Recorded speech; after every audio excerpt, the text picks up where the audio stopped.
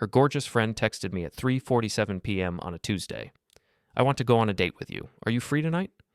I stared at my phone in the truck, engine idling outside the Henderson job site where I'd just spent 3 hours replacing rusted dock hinges in 90-degree heat. The message felt wrong, like finding someone else's prescription pills in your medicine cabinet. I knew Vanessa, my wife Emma's friend from the gym, the one with the perfect hair and the laugh that carried across restaurants, but we'd never texted, never had a reason to. We'd spoken maybe 10 times in 2 years, always in group settings, always superficial. "Actually, I'm married," I typed back, keeping it simple and direct. 3 dots appeared, disappeared, appeared again. I watched them pulse on the screen like a heartbeat. "That didn't stop your wife from dating my boyfriend." I read it twice, then a third time, then a fourth. The words didn't change. The meaning didn't soften. My phone felt heavier in my hand, like it had gained 10 pounds in 10 seconds. The cab of my truck suddenly felt too small, the air too thick, the afternoon sun too bright through the windshield. I'm a maintenance coordinator for commercial properties across the Tri-County area. I fix things, manage schedules, keep buildings running smoothly. I deal in concrete problems with concrete solutions. Leaking pipes, broken HVAC units, locked doors, electrical shorts, things that make sense, things that follow rules. This wasn't a locked door. This was the floor dropping out from under me while I stood perfectly still. I didn't text back, didn't call Emma, didn't call Vanessa, didn't do anything except sit there while a construction crew loaded equipment into trucks 50 feet away, their voices distant and meaningless, like hearing conversation through water. The afternoon stretched out. I had 2 more properties to check before the end of my shift, but I sat there for 20 minutes, just breathing, watching the construction workers, thinking about nothing and everything. Just 3 days later, my wife was horrified when I showed up at the Riverside Hotel with a tire iron and her entire social circle watching from the lobby. But I'm getting ahead of myself. Let me start at the beginning. The real beginning, not the beginning I thought I was living. The thing about betrayal is it doesn't announce itself with trumpets and flashing lights. It doesn't kick down your door wearing a sign that says your wife is cheating. It seeps in like carbon monoxide, silent, invisible, odorless, and by the time you notice the symptoms, by the time you start feeling dizzy and wrong, it's already been poisoning everything for months. I'd noticed symptoms for months, maybe longer. I just hadn't wanted to diagnose them, hadn't wanted to be that guy, the paranoid husband, the insecure one who couldn't trust his own wife. Emma started going to the gym more frequently around January. Fine, normal, new year, new health kick, completely reasonable. She bought new workout clothes, expensive ones from that boutique place in the mall, the kind with the moisture-wicking fabric and the designer logos. Also normal. She deserved nice things. We both worked hard. Then she started smiling at her phone in ways she hadn't smiled at me in years. Not just casual smiles, but these private, secretive grins that she'd quickly hide if I walked into the room. She'd be sitting on the couch scrolling through messages, and her whole face would light up, and then she'd notice me. Less normal, but I convinced myself I was being paranoid. Maybe it was just a funny meme. Maybe her sister sent her something. Maybe I was reading into things because our marriage had gotten comfortable, routine, a little distant. She'd come home at 8:30 or 9 p.m. claiming the gym was packed, that she had to wait for equipment, that the new trainer was running late. She'd shower immediately, every single time, before even saying hello properly, before kissing me, before asking about my day, straight from the door to the bathroom, stripping off her gym clothes in the hallway, leaving a trail of expensive athletic wear. Her phone developed a password I didn't know. We'd always had open phones, no secrets, no locks. Then suddenly there was a 6-digit code and a quick explanation when I noticed work emails, privacy regulations, HIPAA compliance stuff from her job. She worked as a medical billing coordinator for a group of physicians. It made sense on paper. It didn't make sense in my gut. I'm not stupid. But I am stubborn, and I'd invested 12 years in this marriage. 12 years of building a life together, buying a house, planning a future. You don't abandon 12 years over a hunch. You don't throw away over a decade because your wife started showering more and smiling at her phone. Except Vanessa's text turned my hunch into a blueprint, my suspicion into architecture. I went home that night and watched Emma make dinner like I was seeing her for the first time, like I was an anthropologist studying a foreign species. She moved through our kitchen efficiently, mechanically, chopping vegetables with precise cuts, stirring pasta sauce without tasting it, her movements automated and distant. We'd bought this house 6 years ago, a 3-bedroom ranch in a decent neighborhood, nothing fancy but solid. Good schools nearby for the kids we'd talked about having but never quite got around to conceiving. A backyard with room for a dog we never bought. A 2-car garage I'd converted into a workshop that I barely used anymore. Ours. Or so I thought. "How was your day?" she asked, not looking up from the cutting board where she was dicing tomatoes with mechanical precision. "Fine. Henderson property needed the loading dock gate fixed. Rusted hinges. Took most of the afternoon in the heat." "Mm-hmm." Not, "That sounds awful," or "You must be exhausted," or "Want a beer?" Just, "Mm-hmm." Acknowledgement without engagement. That was the extent of our conversation. We ate chicken and rice at the kitchen table in silence, broken only by the scrape of forks on plates and the hum of the refrigerator. She checked her phone 4 times during the meal. I counted. Each time, her fingers moved quickly, typing responses, deleting words, retyping them. Each time, a small smile flickered across her face before she remembered I was sitting across from her. "Going to the gym tomorrow?" I asked, keeping my voice casual, conversational. "Probably. Vanessa wants to try that new cycling class. The one with the loud music and the motivational instructor?" Vanessa. The name landed between us like a brick thrown through a window, sharp and sudden and wrong. Emma didn't flinch, didn't hesitate, didn't glance up to see if I'd reacted, just kept eating, kept scrolling through her phone with one hand, completely at ease. I wanted to ask right then. Wanted to put Vanessa's text on the table between the chicken and rice, let it sit there like evidence at a trial, watch Emma's face crack open and spill out the truth. But something stopped me. Some instinct that said revealing what I knew too early would be a strategic mistake. In my line of work, you learn that rushing a repair without proper assessment leads to bigger problems. You trace the issue to the source first.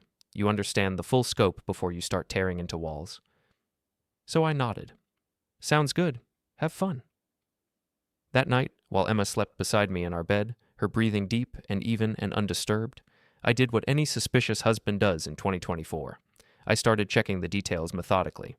Our phone plan had a shared account online through the carrier's website. I pulled it up on my laptop in the home office, the small bedroom we'd converted with a desk and filing cabinets and boxes of old tax returns. Door closed, lights off, except for the blue-white glow of the screen. Emma's number showed hundreds of texts to one contact starting about 4 months ago, January, right when the gym obsession started. The number wasn't saved in my phone. I didn't recognize it. I cross-referenced the dates with my work calendar, the one I kept meticulously updated with job sites and maintenance schedules. Every Tuesday and Thursday evening for the past 3 months, Emma texted this mystery number between 40 and 70 times per night. Those were her late gym nights. The nights she came home at 9 or 10 p.m., showered immediately, went straight to bed claiming exhaustion. I opened our shared credit card statements next, the ones that auto-downloaded to our joint email account. Nothing immediately suspicious at first. Gas, groceries, Target, the usual domestic expenses. But then I noticed charges at restaurants on nights Emma had explicitly told me she'd eaten leftovers at home. Small things. A coffee shop in the Riverside district at 2 p.m. on a Wednesday, when she told me she was working from home because of a scheduling conflict. Riverside, 20 minutes from our house in the opposite direction from her office. I'm methodical by nature and by profession. It's what makes me good at my job. You can't fix a building's electrical system by guessing which wire is hot. You trace the problem back to the source, step by step, connection by connection, until you find the short. The source was becoming increasingly clear.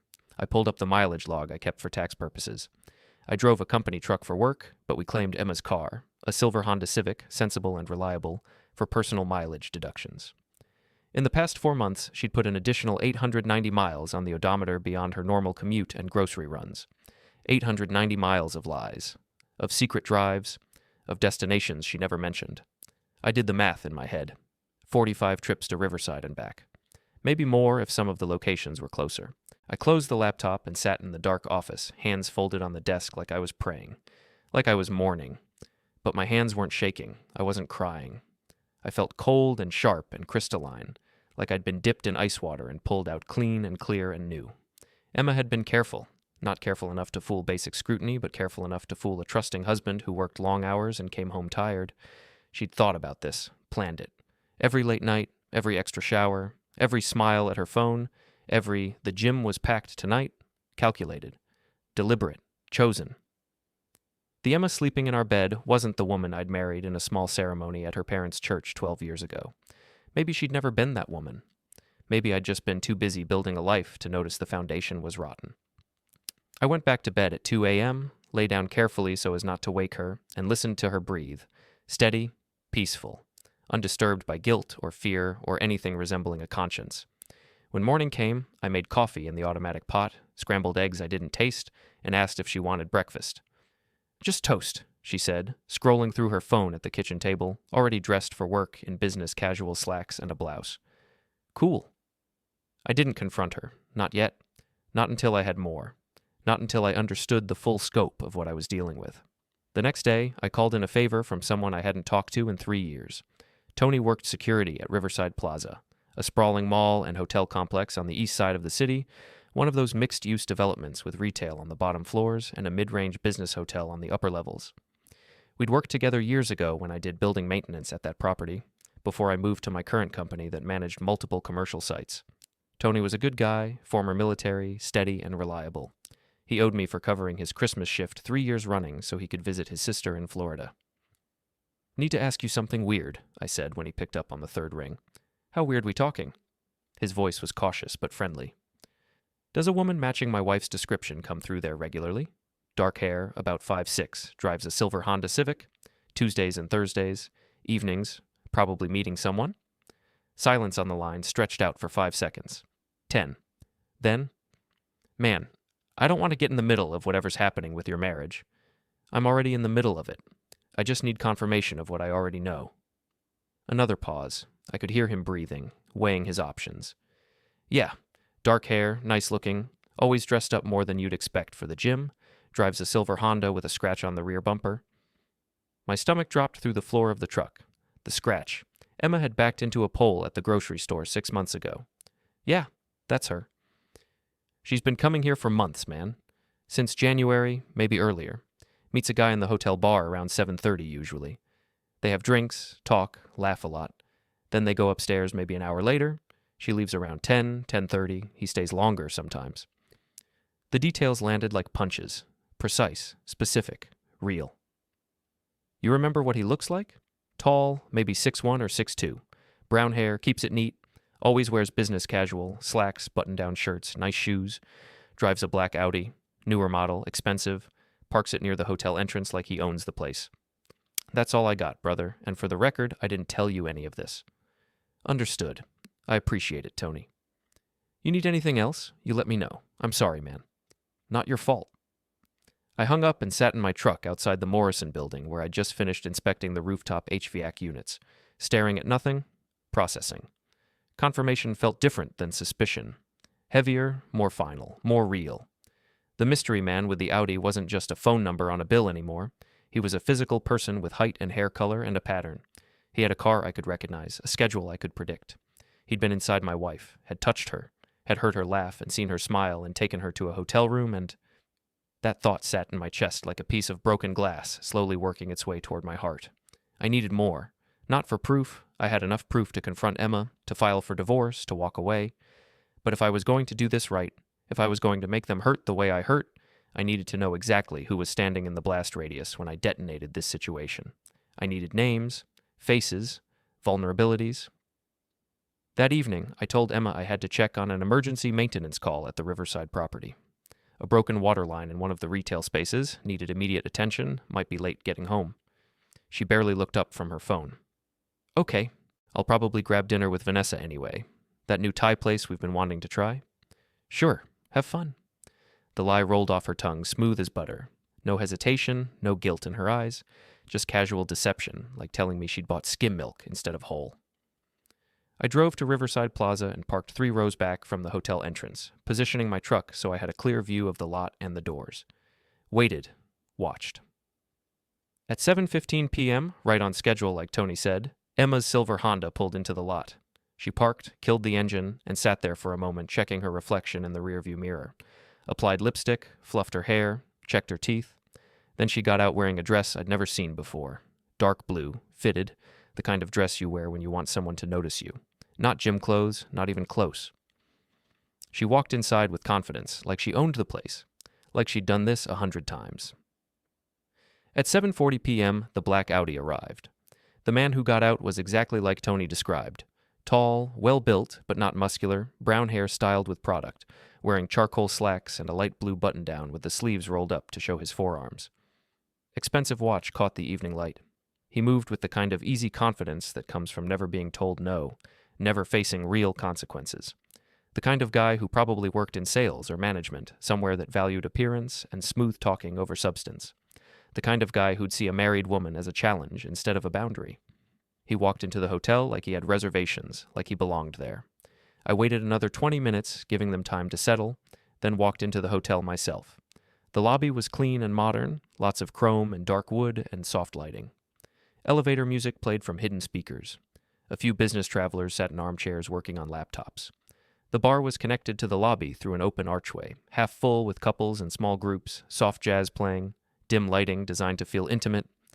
Emma and the Audi guy sat in a corner booth, the same booth probably, the one tucked away from the main flow of traffic where you'd have privacy but wouldn't look suspicious. They sat close together. Too close. His arm stretched along the back of the booth behind her shoulders, not quite touching but claiming the space. They leaned toward each other when they talked, foreheads almost touching, laughing at private jokes I'd never hear. Emma's hand rested on his forearm, casual, comfortable, familiar. I stood behind a decorative pillar near the entrance to the bar and watched for 5 minutes. Neither of them looked around nervously. Neither checked over their shoulders. They were too comfortable, too certain they were invisible, too confident that I was at home on the couch believing whatever story Emma had sold me. Emma smiled at him the way she used to smile at me on our honeymoon in the Smoky Mountains when everything was new and possible and full of promise. I left before they could see me, walked back to my truck with steady steps, hands in my pockets, breathing normally. Sat behind the wheel with my hands on the steering wheel for a long time, just breathing. Just existing in this new reality where my wife of 12 years met another man in hotels and touched his arm and smiled at him and probably did a lot more in rooms upstairs. I wasn't angry. Anger would have been simpler, cleaner, easier to process. I felt something colder and sharper, a kind of clarity that comes when you stop lying to yourself, when the self-deception finally cracks and falls away, and you see the truth standing there naked and undeniable. This wasn't a mistake Emma made once and regretted. This wasn't a drunken moment of weakness or a cry for attention. This was a choice she made over and over, week after week, planning and executing and coming home to lie to my face. I drove home and waited, did paperwork at the kitchen table, answered emails, checked the schedule for tomorrow's job sites. Emma came back at 10:45 p.m., smiling, relaxed, her hair slightly mussed. "How was dinner?" I asked from my spot at the table, not looking up from my laptop. "Good. Vanessa's hilarious. She told this story about her trainer that had me dying. We tried that new Thai place downtown. Pad Thai was amazing. You'd love it." "Nice. Glad you had fun." She showered. Of course she showered. Then put on pajamas and climbed into bed beside me like nothing had happened, like she hadn't just spent 3 hours with another man, like the lies were as natural as breathing. I stared at the ceiling in the dark and let her lie settle over us like a blanket, suffocating and complete. I took 2 days to think it through, not about whether to act. I'd already decided the moment I saw Emma touch that man's arm in the hotel bar. About how to act. About strategy and execution and consequences. The options were simple and obvious on paper. Divorce her, expose the affair, walk away clean with my dignity intact. Let the lawyers handle the asset division and alimony calculations. Move on with my life like a rational, mature adult. Find someone new eventually. Start over. That's what normal people do. That's what therapists recommend. That's the healthy choice. But I didn't feel healthy. I didn't feel rational. I felt like something precious had been stolen from me. 12 years of trust and effort and belief and investment. 12 years of coming home to her, building a life with her, planning a future that would never exist now. You don't get those years back through paperwork and asset division. You don't get compensation for the betrayal, for the lies, for the nights she slept peacefully beside me while I worked overtime to pay for the house and the cars, and the life she was using as cover for her affair. I wanted them to hurt the way I hurt. I wanted them to feel the floor drop out from under them. I wanted them to understand consequences. But I also wasn't stupid or suicidal. I had no interest in going to the county lockup for aggravated assault or harassment or whatever charge an overzealous prosecutor could dream up. I had no interest in giving them the satisfaction of making me the villain in their story, the crazy, jealous husband who couldn't handle reality. So I needed rules, clear boundaries, a plan that hurt them without destroying me. Rule 1. No permanent physical harm. I'm not a violent person by nature, and I genuinely like my freedom. I like sleeping in my own bed and eating when I want and going where I want. Prison held zero appeal. Rule 2. No illegal surveillance. Everything I found had to come through legitimate legal means, public records, my own direct observations, information people volunteered to me. Nothing that would make evidence inadmissible in divorce court or open me up to stalking charges. Rule 3, make it hurt where it counts. Emma cared about two things above all else: control of the narrative and her social reputation.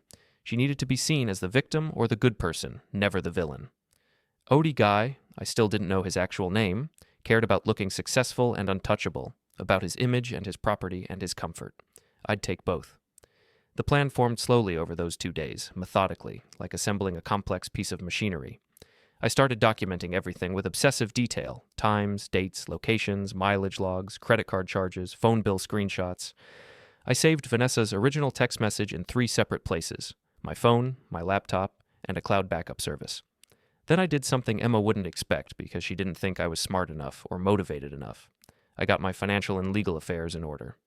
I opened a new bank account at a different institution across town, walked in with my driver's license and social security card, and opened a simple checking account under my name only.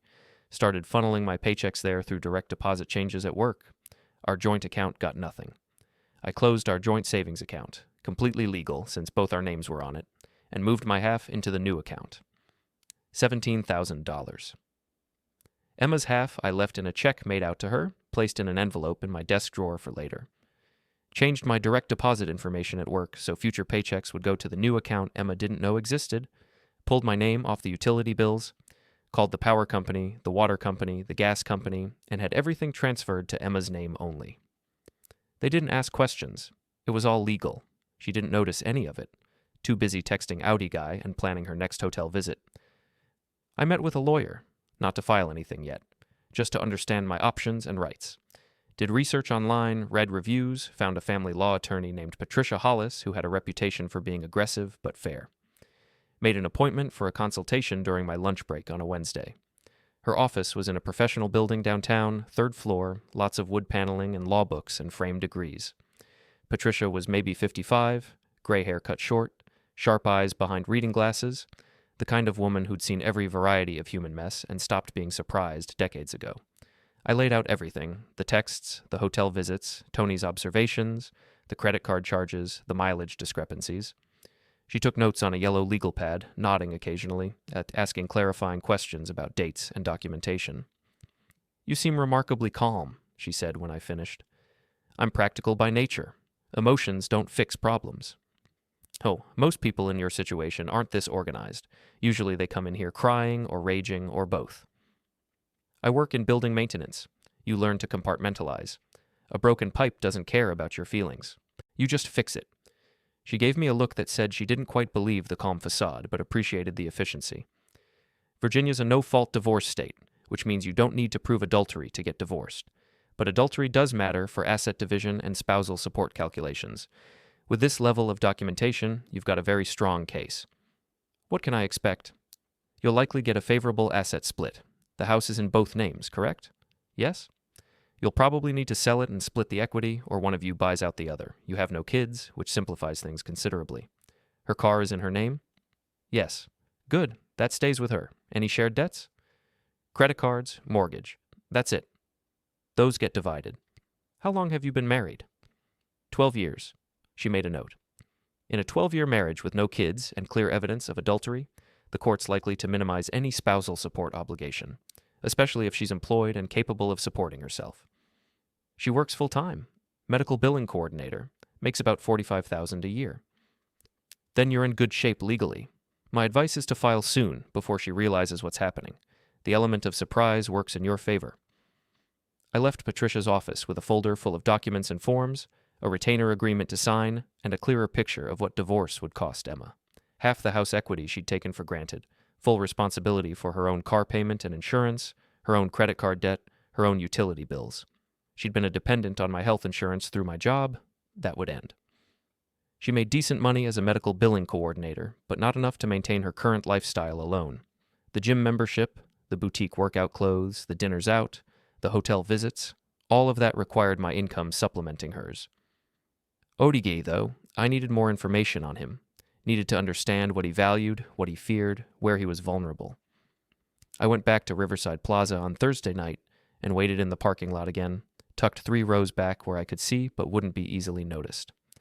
When Audi guy left the hotel at 11:15 p.m., I followed at a distance, keeping 2 or 3 cars between us, basic surveillance. He drove for 15 minutes south into a newer development on the edge of the city, one of those townhouse communities built in the last 5 years with identical units and manicured lawns and an HOA that probably fined you for leaving your trash cans out too long. Parked his Audi in front of Unit 24B in a row of identical beige buildings. I wrote down the address in my phone, took a photo of the building and his license plate with my camera, then drove away before anyone could notice me sitting there. The next day, during my lunch break, I pulled up the county property records online. Public information, completely legal to access. The townhouse at 24B Riverside Meadows was owned by Jason Albert Verner, 32 years old, purchased the property 2 years ago for $275,000, still carrying a mortgage. Jason Verner. Finally, a name to attach to the face. I dug deeper through public records and social media. LinkedIn profile showed him smiling in a navy suit, holding some kind of sales award plaque, listing his job as regional sales manager for MedSupply Solutions, a medical supply distribution company with clients across 3 states. Facebook profile was partially locked down, but the public information showed him posing on a boat with 3 other guys, all of them holding beers and sunglasses and smiles. Profile picture showed him at some kind of company event, shaking hands with an older man in a suit who was probably his boss. He looked like every guy who'd never been punched in the face, never faced real consequences, never had someone take away something he valued. That was going to change. I spent the next week and a half watching both of them from a careful distance, learning their patterns like I was studying a building's mechanical systems. Emma left for the gym every Tuesday and Thursday at 6 p.m. sharp. Jason left his office. I found the address through his LinkedIn, drove by to confirm at 5:30 p.m. and headed straight to Riverside Plaza, arriving between 7:30 and 7:45. They'd meet in the hotel bar first. Always the same booth, have drinks for an hour, talking, laughing, touching. Then they'd head upstairs together around 8:30 or 9. Emma would leave the hotel by 10:30 p.m., drive home, shower, go to bed. Jason would leave 30 minutes after Emma, drive back to his townhouse, and presumably sleep peacefully without a shred of guilt. Clockwork, predictable, lazy, complacent.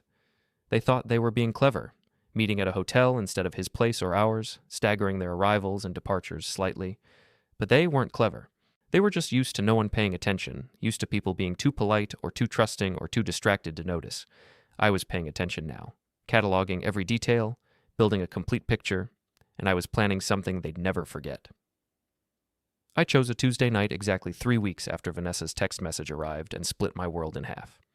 Emma left the house at 6 p.m. as usual, kissing my cheek on her way out the door, her perfume strong and deliberate. Late class tonight. That new spinning instructor is brutal. Don't wait up. Drive safe, I said from the couch, not looking up from my phone. The door closed. Her Honda started. She backed out of the driveway and disappeared down the street toward her lies. I waited 20 minutes, then drove to Jason Verner's workplace, the MedSupply Solutions regional office, a low-rise glass and concrete building in an office park near the highway. The parking lot was half empty at this hour, most employees already gone for the day. Jason's black Audi sat in the 3rd row back from the entrance, exactly where Tony had said he always parked it. I pulled my truck into a spot at the far end of the lot, backed in so I faced the building and waited. Watched the sun sink lower toward the horizon, painting everything orange and gold. At 5:35 p.m., Jason came out of the building's main entrance, phone pressed to his ear, laughing at something the person on the other end said. He wore gray slacks and a white dress shirt with the sleeves rolled up, tie loosened. Walked to his Audi without looking around, completely absorbed in his conversation, completely unaware. He unlocked the car with his key fob. The lights flashed. He opened the driver's door, still talking on his phone, still laughing. I got out of my truck, reached into the bed, and grabbed the tire iron I'd placed there this morning. It was cold and heavy in my hand. Solid. Real. I crossed the parking lot at a normal pace. Not running, not sneaking, just walking like I had somewhere to be. Jason had just settled into the driver's seat when I appeared at his window. He jumped, his phone nearly falling from his hand, then recovered and rolled the window down halfway, expression shifting from startled to annoyed. "Can I help you?" he asked, impatient, like I was a panhandler or someone asking for directions. "Jason Verner?" His expression shifted again. Confusion now. "Who's asking?" "Emma's husband." The color drained from his face in a wave, starting at his forehead and washing down to his collar. His mouth opened slightly. His hand tightened on his phone. He tried to roll the window up, but I already had my hand on the edge of the glass.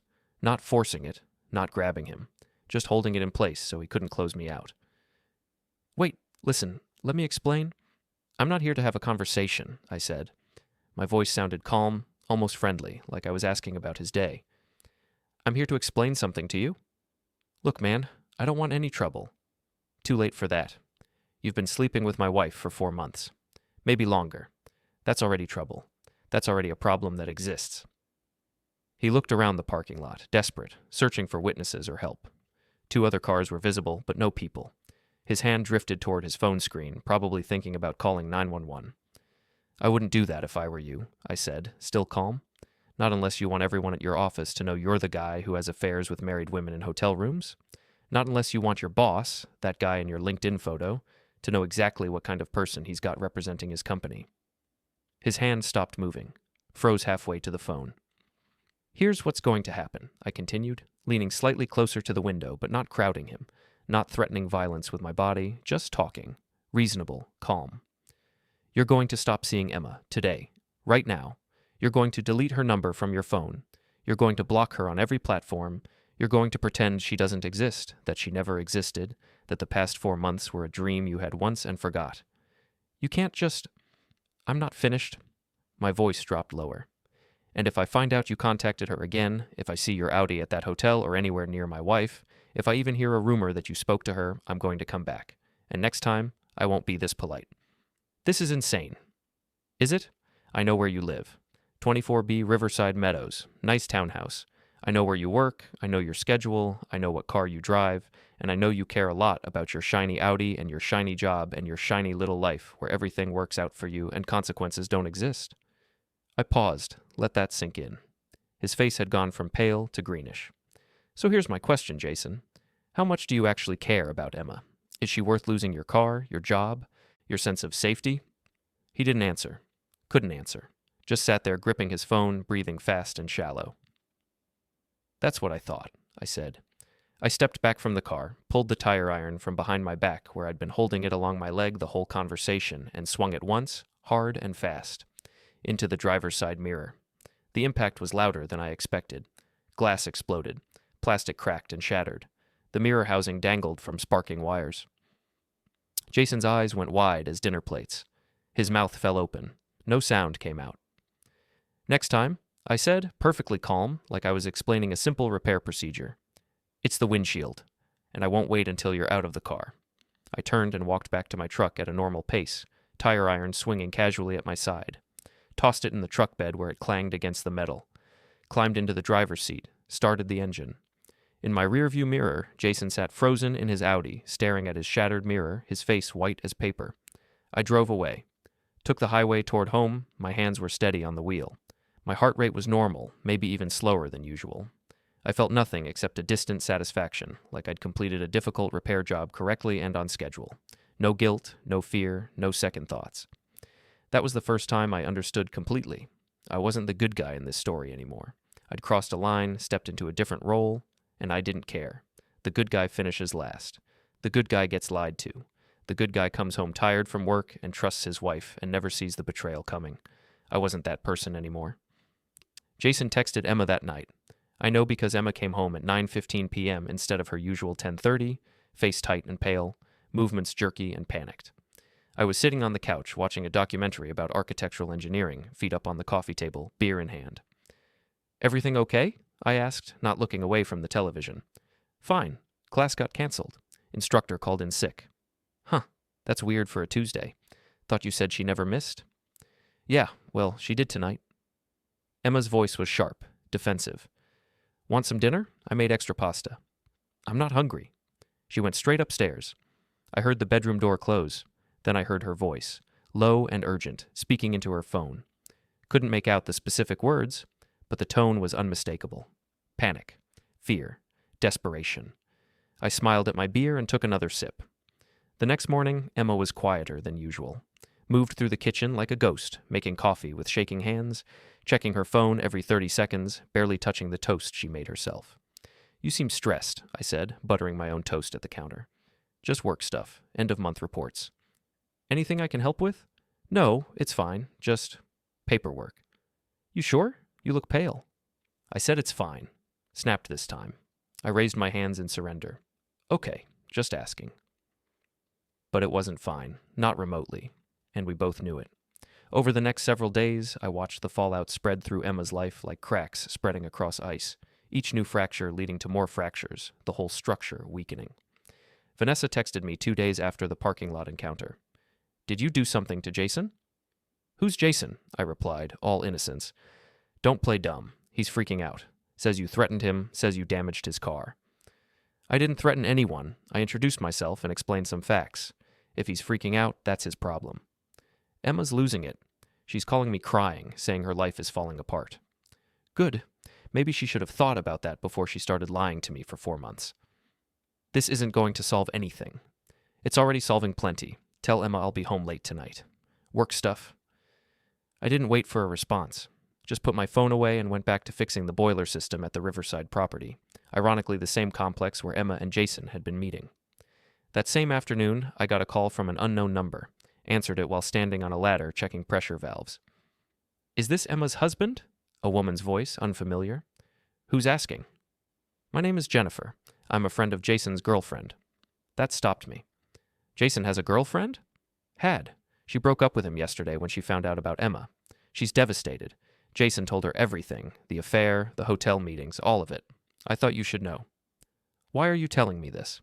Because my friend deserves better than Jason, and you deserve to know what kind of person your wife is. She wasn't just sleeping with someone else's boyfriend.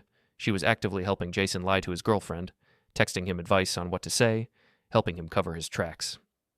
The information landed like additional weight on an already collapsing structure. Emma hadn't just been unfaithful. She'd been complicit in someone else's betrayal, too. Thanks for letting me know, I said. One more thing. Jason's girlfriend found text messages where Emma was bragging about how easy it was to fool you, laughing about it. I'm sorry. I just thought you should know the truth. She hung up before I could respond. I stood on the ladder holding my phone, processing this new layer of betrayal. Emma hadn't just cheated. She'd mocked me for not knowing, had found it amusing. 3 days after that, I ran into Vanessa at the grocery store. Not by accident. I'd seen her car in the parking lot and deliberately chose that moment to shop. She cornered me in the cereal aisle, arms crossed, expression somewhere between angry and scared. You can't just go around intimidating people, she said, keeping her voice low but intense. You mean the guy who was sleeping with my wife? She flinched. Look, I know you're upset. I'm not upset. I'm being practical. There's a difference. Practical? You smashed his car mirror. Property damage, misdemeanor at worst. And he'd have to admit why I did it, which means admitting he was having an affair with a married woman. You think Jason wants that conversation with the police? With his employer? You're scaring him. Good. He should be scared. Actions have consequences. He's learning that now. Better late than never. Vanessa stared at me like she was seeing a stranger. You've changed. No. I just stopped pretending everything was fine when it wasn't. You sent me that text for a reason, Vanessa. Don't act surprised that I'm actually doing something about it. I sent it because you deserved to know the truth, not so you'd go psycho. I haven't gone psycho. I've been incredibly restrained, all things considered. I could have done a lot worse. I could have shown up at Jason's office with those hotel receipts and shown them to his boss. I could have posted screenshots of their texts on Facebook for all their friends to see. I could have made this much worse for both of them. But I didn't. I just broke a car mirror and had a conversation. That's not... Tell me something, Vanessa. If your boyfriend had been cheating on you with Emma, would you have just politely asked him to stop? Or would you have wanted him to hurt the way you hurt? She didn't answer, looked away. That's what I thought. You wanted me to know because you wanted Emma to face consequences. Well, congratulations. She's facing them now. And so is Jason. I grabbed a box of cereal from the shelf, put it in my cart, and walked away. Left Vanessa standing there in the aisle, mouth open, no response ready. The next evening, Emma's mother called me. We'd always had a cordial relationship, nothing deep, but respectful. She got straight to the point. Emma called me crying yesterday. She says you're making her life miserable, that you're threatening her friends, that you're turning everyone against her. Did she tell you why? Silence. Then, she said there was a misunderstanding. A misunderstanding. That's what she's calling 4 months of hotel visits with another man? Her mother's voice went quiet. What are you talking about? I explained. Calmly, factually. The texts, the hotels, the lies, the fake pregnancy scheme with Jason. Everything. When I finished, there was a long pause. I had no idea. Emma's very good at hiding things. It's almost impressive. I don't know what to say. I'm sorry this happened to you. I appreciate that, but Emma made her choices. Now she gets to live with them. She's my daughter. I have to support her. I understand, but you should know the truth. We hung up. I wondered if Emma's mother would confront her, or if family loyalty would override honesty. Either way, another crack had formed in Emma's support structure. That night, Emma tried to have a real conversation with me, actually turned off the TV, sat down on the couch, looked at me with red-rimmed eyes that suggested she'd been crying. We need to talk, she said. About what? About us. About what's happening. What's happening is you've been cheating on me, and now you're dealing with the consequences. Seems straightforward.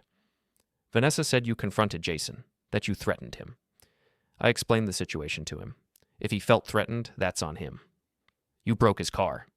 I broke a mirror. It's replaceable, unlike 12 years of marriage. Emma's hands shook. This isn't how adults handle things. Adults don't sleep with other people's spouses in hotel rooms every Tuesday and Thursday for 4 months, Emma. Adults don't lie about going to the gym. Adults don't smile at their phones while their partners sit across from them completely clueless. We can work through this. No, we can't. Those 3 words landed like a gavel. Final. Irrevocable. What do you mean? Her voice cracked. I mean, I've already talked to a lawyer. I mean, I've already moved my money out of our joint accounts. I mean, the divorce papers are being drawn up. I mean, this marriage is over, and nothing you say or do will change that. Emma stood up fast. You can't just decide that. I can, and I did. You made your choices, Emma. Now I'm making mine. Everyone's going to think I'm what you are, a cheater? Good. Let them think it. Let them know exactly who you are. You're trying to ruin my life. No, you did that yourself. I'm just making sure everyone sees it clearly. She threw her phone at me. I ducked. The outburst was so sudden, so childish, that I almost laughed. Feel better? I asked. Emma was breathing hard, mascara running down her face in black streaks, hands clenched into fists. She looked small and desperate and nothing like the confident woman who'd been meeting Jason in hotel bars. I hate you, she whispered. Yeah, I'm starting to get that impression. She ran upstairs, slammed the bedroom door hard enough that I heard something fall off a shelf. I picked up her phone from the floor, screen cracked now from the impact, and set it on the coffee table. Went back to watching my documentary about architectural engineering, which was infinitely more interesting than my collapsing marriage. Over the next week, the social fallout accelerated. Emma's gym friends started treating her differently. I knew because she'd come home upset, complaining about people being weird and judgmental. Vanessa had apparently told a few select people about the situation, and the gossip network had done the rest. I heard through Tony that word had spread at Riverside Plaza, too. The hotel staff knew Emma by sight now, knew her as the cheater, the woman who'd been meeting a man who wasn't her husband, small-town gossip in a mid-sized city, impossible to escape. Emma stopped going to the gym entirely, canceled her membership, according to Vanessa, stopped posting on social media, stopped going to the coffee shop she'd frequented. Her world was shrinking, collapsing inward. Text chains Emma wasn't included in anymore, invitations to workout classes that suddenly dried up, friendly waves that became awkward nods, and then no acknowledgement at all. Her social circle was small but important to her. She needed that validation, that sense of belonging. Watching it crumble was eating her alive. Jason, meanwhile, had apparently gone completely silent, blocked Emma on everything, stopped going to Riverside Plaza, changed his patterns entirely. Emma tried texting him from different numbers. I saw her doing it, hunched over her phone with desperate concentration, but got no responses. He'd abandoned her the second things got uncomfortable, exactly like I knew he would. She tried cornering me one more time, in the kitchen while I was making dinner. Can we please just talk about this like adults? She asked, voice pleading. We are talking. I'm talking. You're just not liking what I'm saying. What do you want from me? An apology? Fine. I'm sorry. I made a mistake. It meant nothing. It was just... Don't. I pointed the knife I was using to chop vegetables at her, not threatening, just emphasizing. Don't insult me by calling it a mistake. Mistakes are accidents. You planned this. Every hotel visit, every lie, every shower the second you got home, that wasn't a mistake. That was a choice you made over and over. People make bad choices, and people face consequences for those choices. That's how the world works, Emma. You just never thought you'd be the one facing them. Everyone's treating me like I'm some kind of monster. You cheated on your husband for months. What did you expect? A parade? You're enjoying this, she said, sudden venom in her voice. You're enjoying watching me suffer. I thought about that for a moment. Was I enjoying it? Maybe, a little.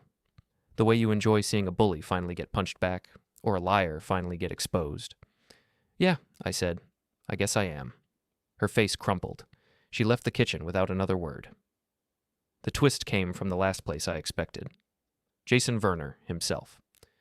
2 weeks after the parking lot encounter, after I'd assumed Jason had completely vanished from the situation, I got a call from an unknown number. I was replacing a faulty circuit breaker at the Morrison building when my phone rang.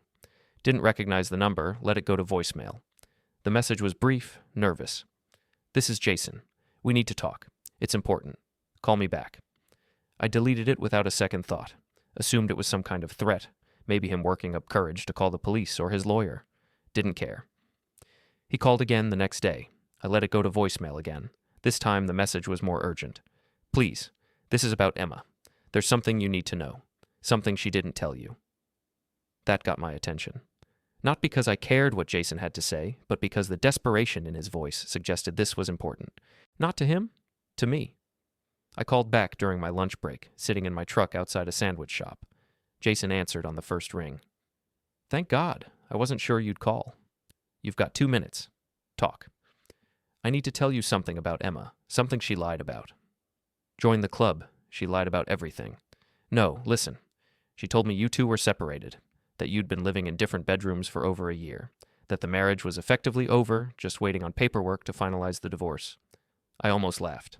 The audacity. And you believed her? I had no reason not to. She seemed honest. She showed me a separate bedroom in your house, said it was yours, showed me evidence. I thought I was just dating someone who was technically married but emotionally divorced. She played you like she played me. Congratulations on being gullible. There's more. His voice dropped. 2 months ago, she told me she was pregnant. That stopped me cold. My sandwich forgotten. What? She said it was mine. Said she'd missed her period, taken a test, positive result. She was panicking, didn't know what to do. Didn't want to have a baby, didn't want you to find out because it would complicate the divorce. Emma's not pregnant. I would have known, wouldn't I? I know that now, but at the time, I believed her. She seemed genuinely scared. She asked me to help her figure out what to do. Asked me for money to cover the procedure. Said her insurance was through you and she couldn't risk you seeing the claim. How much money? $3,000. The number hung in the air between us like smoke.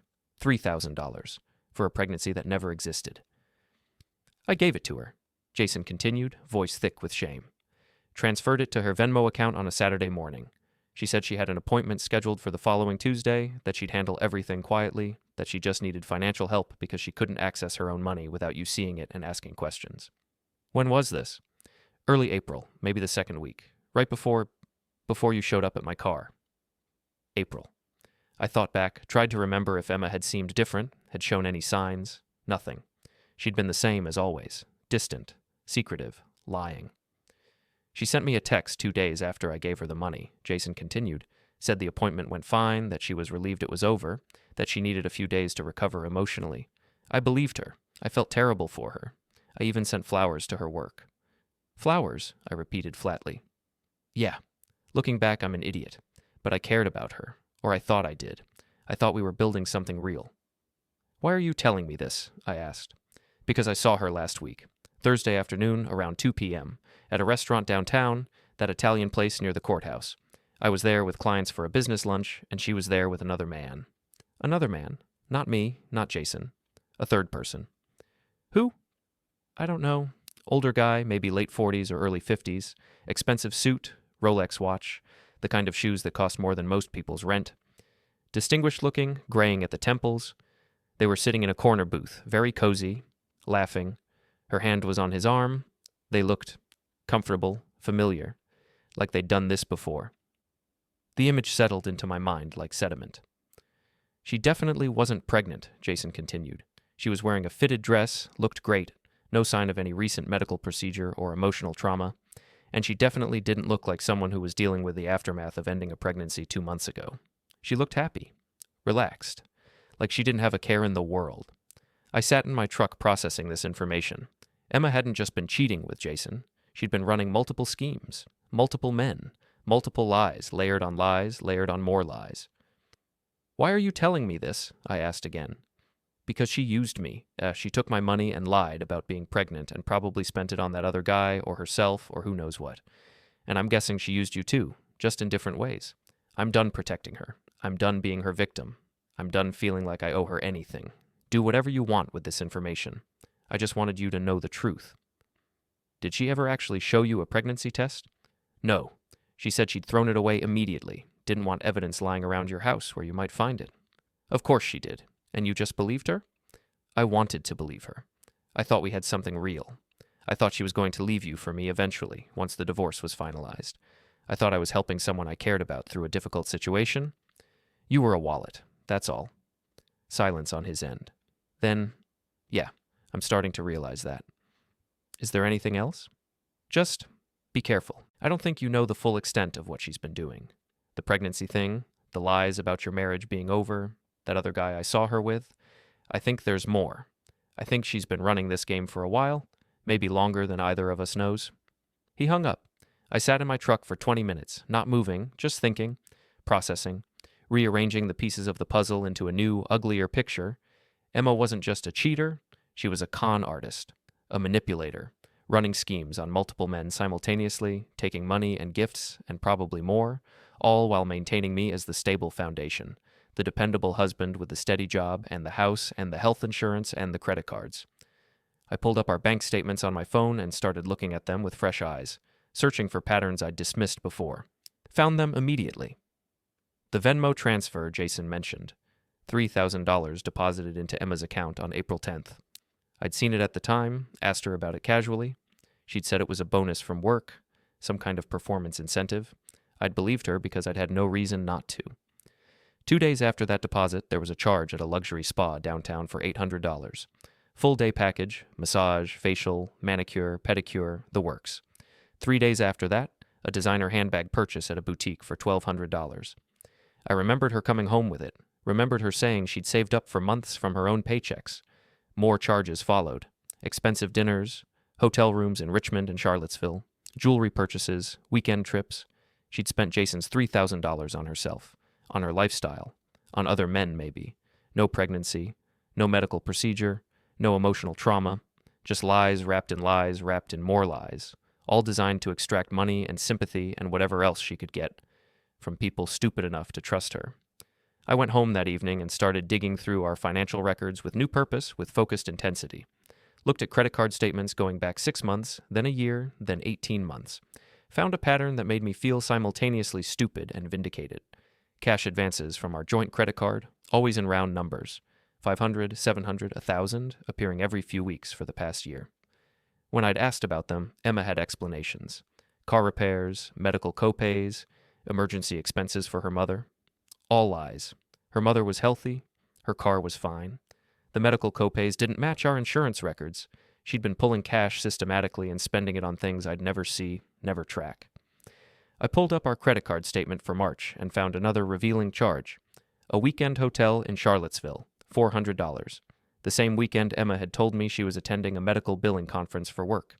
I called her workplace, the medical practice where she'd worked for 8 years, and asked to speak to HR. Identified myself as her husband, said I was trying to confirm some dates for our tax records.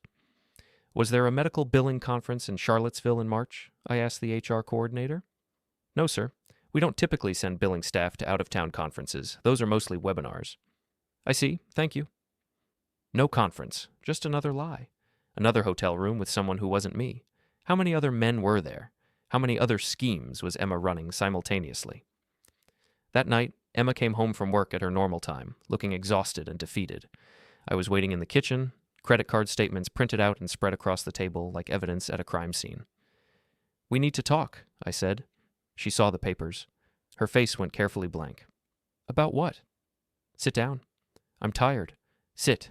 Down." Something in my voice, cold, final, absolutely certain, made her comply. She sat at the table, hands folded in her lap like a child called to the principal's office, not looking at the papers spread in front of her. "Tell me about the $3,000 Jason gave you," I said. Her face went white, then red, then white again, the color draining like water from a sink.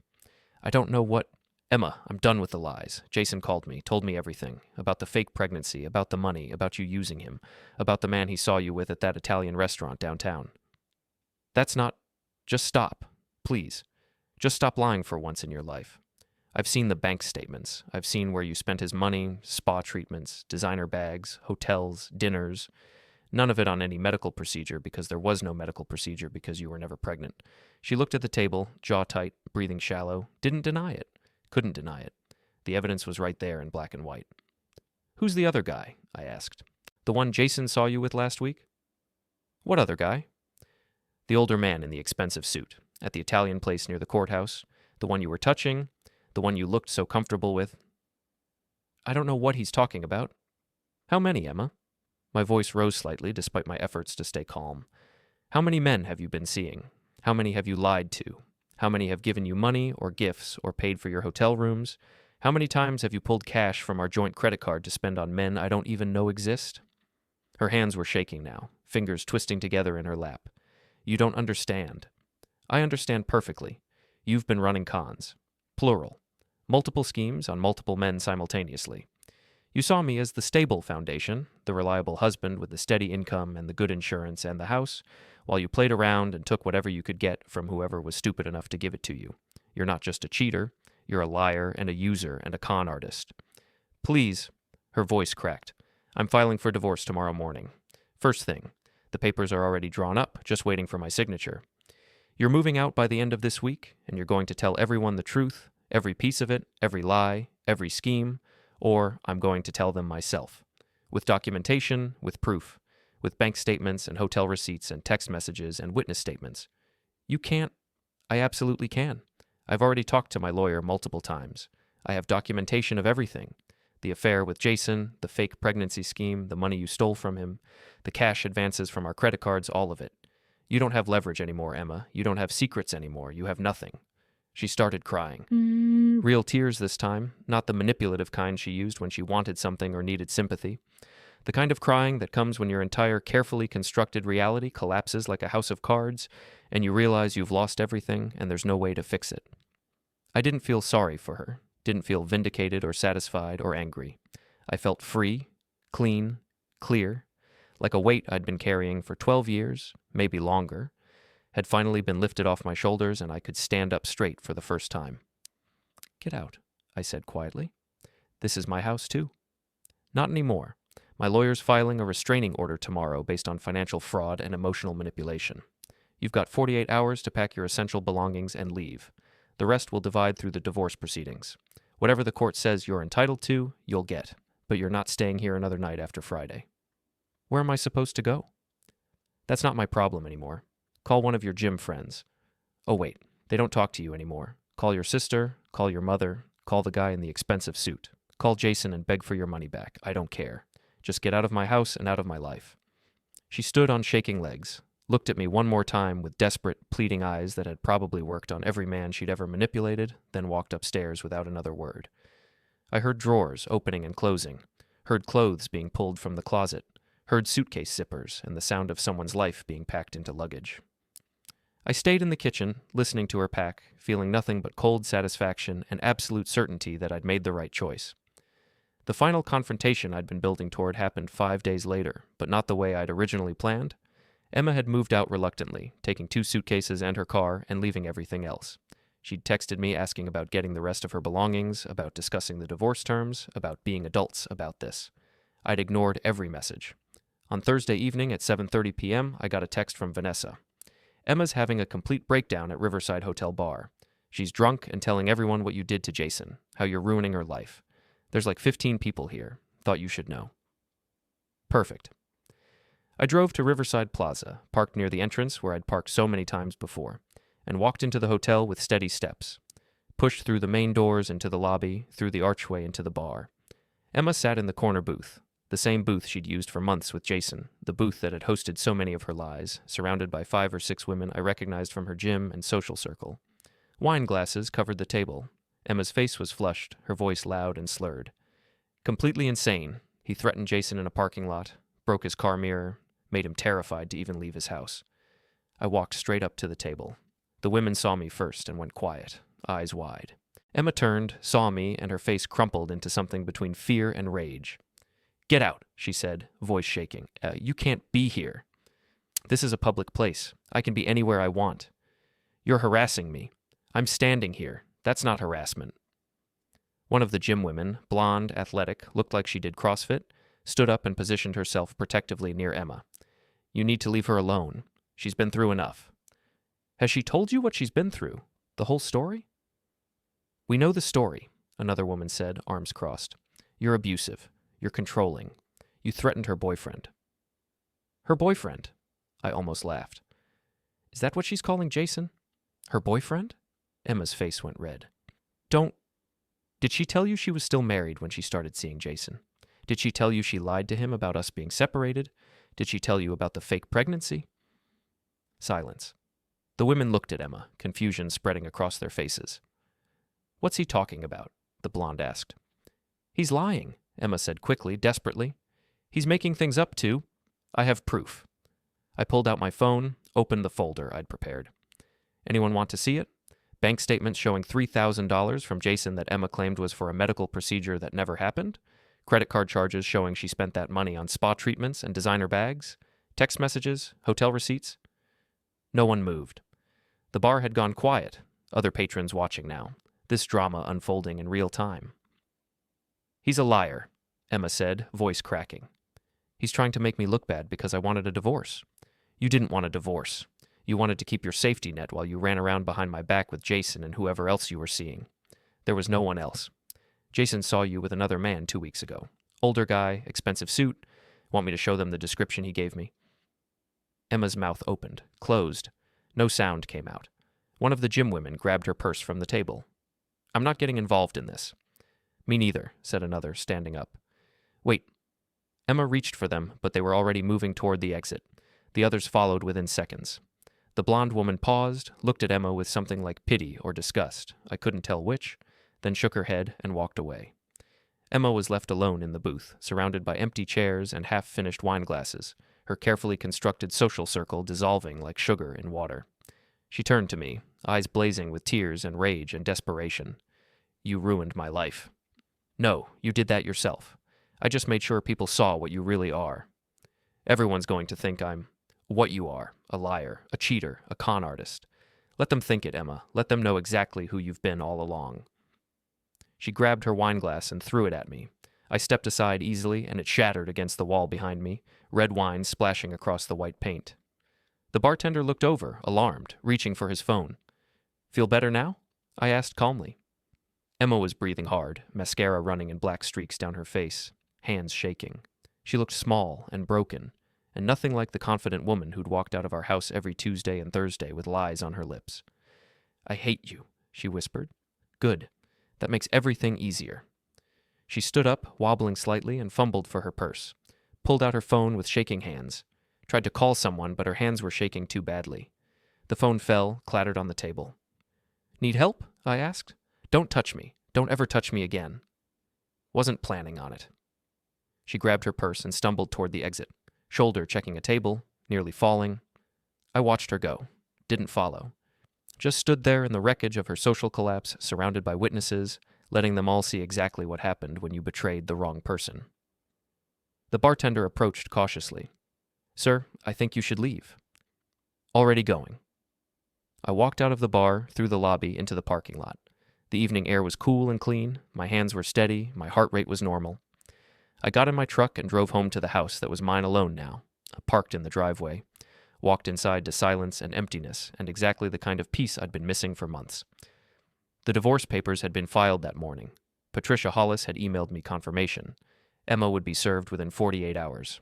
The house would be sold or I'd buy her out. Either way, she'd be gone from my life completely. Jason had moved to a different city, according to Vanessa. Blocked everyone. Disappeared from the situation entirely. Vanessa had stopped texting me after that night at the hotel. Probably wanted nothing to do with the mess she'd helped create. Emma's gym friends had scattered. Her social circle was in ruins.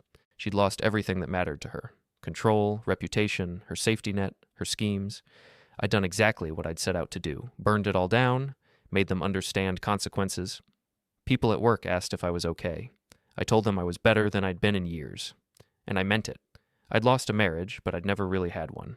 What I'd had was an illusion, a performance, a lie I'd been living while Emma did whatever she wanted. What I had now was clarity, control, truth, and the cold, sharp satisfaction of knowing I'd stopped being a victim. 3 weeks later, I stood in my empty living room with a beer in hand, looking at the bare walls where Emma's pictures used to hang, and thought about how easy it had been once I'd stopped caring about being the good guy. The good guy finishes last. The good guy gets lied to and cheated on and used as a stable foundation while his wife runs around with other men and takes their money and smiles at her phone. The good guy comes home to an empty bed and believes whatever story he's told because he wants to believe the best in people. I wasn't the good guy anymore. I'd become something else. Something harder. Something that understood that sometimes the only way to win is to stop playing by rules your opponent has already broken.